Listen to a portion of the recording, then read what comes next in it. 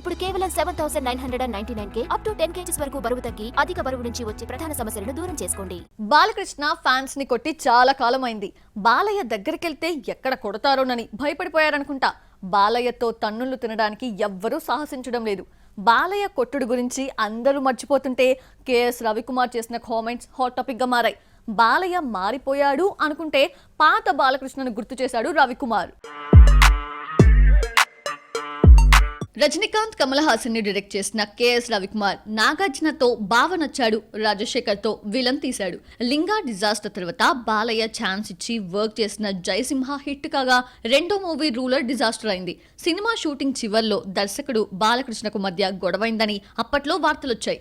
Guardian అనే తమిళ cinema event కి హాజరైన కేఎస్ రవికుమార్ బాలయ్య గురించి మాట్లాడింది కామెడీ అయిపోయింది. సెట్ లో ఎవరు నవ్వినా బాలయ్య తట్టుకోలేరని, చెయ్యి చేసుకుంటారని చెప్పారు. ఫ్యాన్ ని తన వైపు తిప్పమని అసిస్టెంట్ కి చెప్తే అతను బాలయ్య వైపు తిప్పడంతో విగ్గు జరిగింది. దీంతో అసిస్టెంట్ నవ్వడంతో ఎందుకు నవ్వుతున్నావంటూ బాలయ్య గట్టిగా అరిచారు.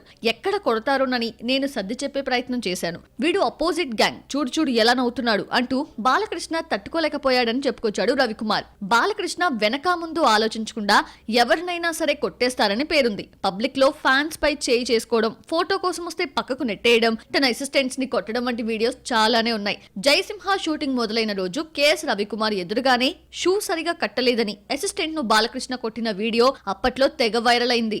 బాలయ్య ఫ్యాన్స్ రంగంలోకి దిగి రవికుమార్ ని ట్రోల్స్ తో ఆడేసుకుంటున్నారు. జయసింహ ఓపెనింగ్ రోజే అసిస్టెంట్ ని కొట్టినప్పుడు సినిమా వదిలేయచ్చుగా, ఎందుకు 2 సినిమాలు చేశారు అంటూ ప్రశ్నిస్తున్నారు. జయసింహ ప్రీ రిలీజ్ ఈవెంట్ కి డైరెక్టర్ చెప్పిన వీడియోస్ ని పోస్ట్ చేస్తూ అప్పుడు అంతగా మెచ్చుకొని ఇప్పుడిలా సమయం సందర్భం లేకుండా ఉద్దేశపూర్వకంగా మాట్లాడారంటూ విమర్శిస్తున్నారు. జయసింహ టైంలో బాలయ్యలో కోపమే చూడలేదని, హీరో కంటే తనకే ఎక్కువ కోపమని రవికుమార్ చెప్పిన మాటల్ని గుర్తు చేస్తున్నారు. అప్పుడు బాలయ్యను అంతలా మెచ్చుకొని ఇప్పుడు ఇలా మాట్లాడటం సరికాదంటున్నారు ఫ్యాన్స్. సినిమా కథలో గానీ మేకింగ్ లో కానీ జోక్యం చేసుకొని హీరో బాలకృష్ణ అంటూ రవికుమార్ చెప్పిన వీడియోని కూడా ట్రోల్ చేస్తున్నారు. చేతిలో సినిమాలు లేని టైంలో 2 ఛాన్స్లు ఇచ్చిన బాలయ్యపై బాగానే కృతజ్ఞత చూపించావు అంటూ మండిపడుతున్నారు ఫ్యాన్స్.